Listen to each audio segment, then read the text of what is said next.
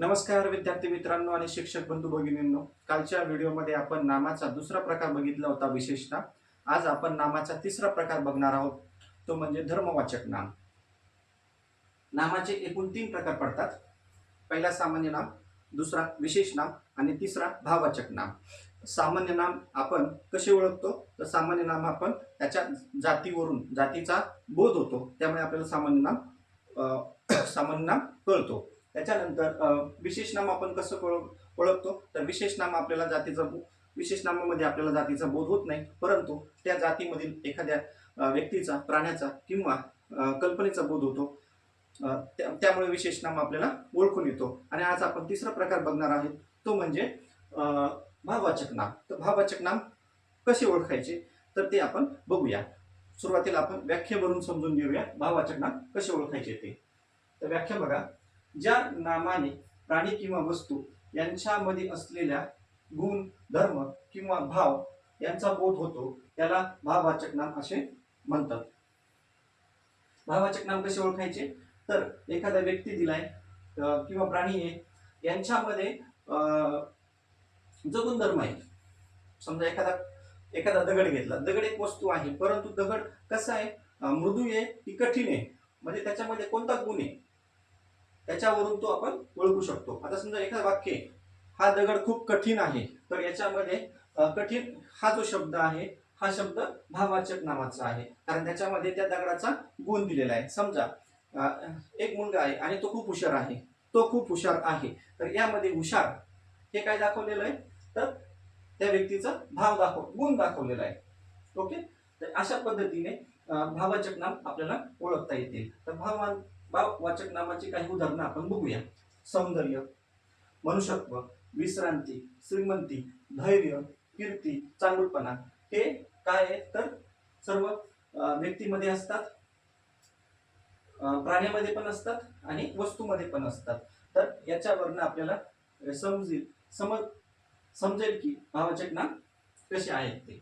तर भाववाचक नामाचे काही वैशिष्ट्य दिलेली आहेत, ते आता आपण बघूया. त्याच्यावरून आपल्याला भाववाचक नाम ओळखता येते. आता एखादा ज्याला स्पर्श करता येत नाही, चव घेता येत नाही, डोळ्याने बघता येत नाही, हे घटक वस्तू स्वरूपात दाखवता येत नाही. आता भाववाचक नाम कसे असतात? त्याला आपण स्पर्श करू शकत नाही, चव घेऊ शकत नाही, डोळ्याने त्याला बघता येत नाही, हे घटक वस्तू स्वरूपात दाखवता येत नाही, ते पूर्णपणे इमॅजिनरी, कल्पनेने बांधलेले असतात. आता विशेष नाम आणि सामान्य नाम धर्मीवाचक नाम असतात, तर भाववाचक नाम हे धर्मवाचक नाम असतात.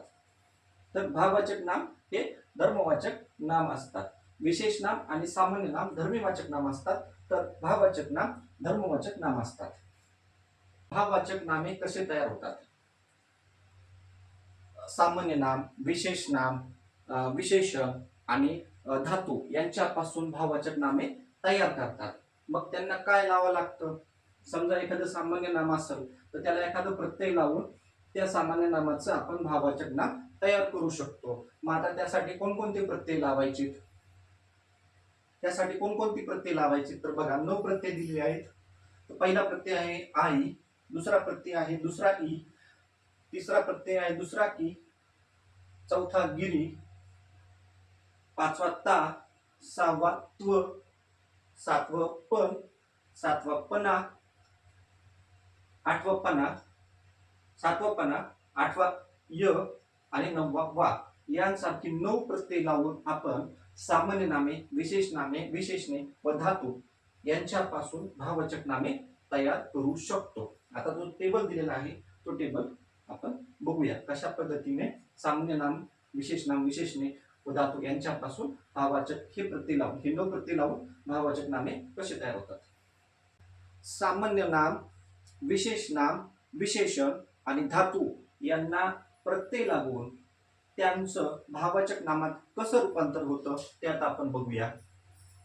हे सर्व शब्द सुरुवातीला हे जे नवल, श्रीमंत, पाटील, गुलाम, शांत, मनुष्य, शहाणा, सुंदर, गोड हे जे 9 शब्द आहेत हे भाववाचक नावे नाहीत. हे यांचं 4 कॅटेगरीमध्ये वर्गीकरण केलं जातं. हे विशेषण असतील, सामान्य नाम असतील, सामान्य नाम असतील किंवा विशेष नाम असतील, ह्या 4 कॅटेगरीमध्ये यांचं वर्गीकरण आहे. आणि त्यांना प्रत्यय लागल्यानंतर या सर्वांचं भाववाचक नामामध्ये रूपांतर होतं. ते आपण बघूया. नवल, मूळ शब्द काय आहे तर नवल. नवलला जर आई प्रत्यय लागला तर त्याचं भाववाचक नामात रूपांतर होतं, ते होतं नवलाई. तशाच प्रकारचे अनेक उदाहरणं आपल्याला देता येतील. खोदाई, चपळाई, दांडगाई, धुलाई, शिलाई. आता दुसरा शब्द श्रीमंत. श्रीमंत हे काय आहे तर विशेषण आहे. श्रीमंत हे काय आहे विशेषण आहे. परंतु श्रीमंतला जर दुसरा ई हा जर प्रत्यय लागला तर त्याचं रूपांतर श्रीमंतीमध्ये होतं. आणि ते श्रीमंत शब्द हा विशेषण आहे, त्याला जर ई प्रत्यय लागला तर त्याचं रूपांतर श्रीमंतीमध्ये होऊन त्या विशेषणचं भाववाचक नाम तयार होतं. त्याच पद्धतीने गरिबी, गोडी, गुलाबी, लबाडी, वकिली, हुशारी अशा पद्धतीचे अनेक भाववाचक नामे तयार होतात. त्याच्यानंतर पाटील. पाटील हे काय आहे तर हे विशेष नाम आहे. तर पाटीलला आपण जर प्रत्येक की लावला तर त्याचं पाटील की मध्ये रूपांतर होतं. आणि पाटील की हा शब्द भाववाचक मध्ये त्याचं रूपांतर होतं, कारण पाटील की हा भाव गुण दर्शवतो. तसेच अनेक उदाहरणं देता येतील. आपुलकी, भिक्षुकी, शाबासकी, भावकी. त्याच्यानंतर पुढचा शब्द आहे तो गुलाम. गुलाम हे पण विशेषण आहे आणि त्याला गिरी लावल्यानंतर त्याचं भाववाचक नामात रूपांतर होतं गुलामगिरीमध्ये. तसंच फसवेगिरी, दादागिरी, महंतगिरी हे इतर उदाहरणं. त्याच्यानंतर शब्द शांत हा सुद्धा विशेषण आहे. ता लागला प्रत्यय, त्याचं रूपांतर शांततामध्ये झालं, भाववाचक नामात रूपांतर झालं. क्रूरता, नम्रता, समता, विनम्रता ही इतर उदाहरणे. मनुष्य. मनुष्य काय आहे सामान्य नाम आहे. त्याला कोणता प्रत्यय लागला तर तो प्रत्यय लागला. तो प्रत्यय लागल्यावर त्याचं रूपांतर कशात झालं मनुष्यत्व मध्ये झालं. आणि मनुष्यत्व हा काय आहे तर भाववाचक नाम आहे. तसंच प्रौढत्व, मित्रत्व, समता ही त्याची इतर उदाहरणे होतील. नंतर शहाणा. शहाणा हे त्याचं विशेषण आहे. शहाणा हे शब्द काय आहे तर विशेषण आहे. त्याला पणा किंवा पण लागलं, पण किंवा पणा लागला, पणा हे प्रत्यय लागलं तर त्याचं रूपांतर भाववाचक नामात होतं, शहाणपण आणि शहाणपणा. तसंच देवपण, देवपणा, प्रामाणिकपणा, मोठेपण हे त्याची इतर उदाहरणं सांगता येतील. सुंदर. सुंदर हे सुद्धा विशेषण आहे. त्याला जर ये प्रत्यय लागला तर त्याचं रूपांतर सौंदर्य या भाववाचक नामात होतं. त्याची इतर उदाहरणं गांभीर्य, धैर्य, माधुर्य. गोड हे शेवटचं आहे आणि हे एक्झामला विचारलेलं आहे. 2024 किंवा 2025 मध्ये हे विचारलेलं आहे. एक्झॅक्ट सांगता येत नाही, 2024 किंवा 2025 पीईटी पेपर 2 मध्ये विचारलेलं आहे. तर गोड हा काय विशेषण आहे. याला वा प्रत्यय लागला तर त्याचं गोडवा भाववाचक नामामध्ये रूपांतर झालं. आणि इतर उदाहरणं देता येतील ओलावा, गारवा. अशा पद्धतीने आपण नामे हा टॉपिक संपवलेला आहे. आजच्या व्हिडिओमध्ये आपण भाववाचक नामे हा टॉपिक बघितलेला आहे. धन्यवाद.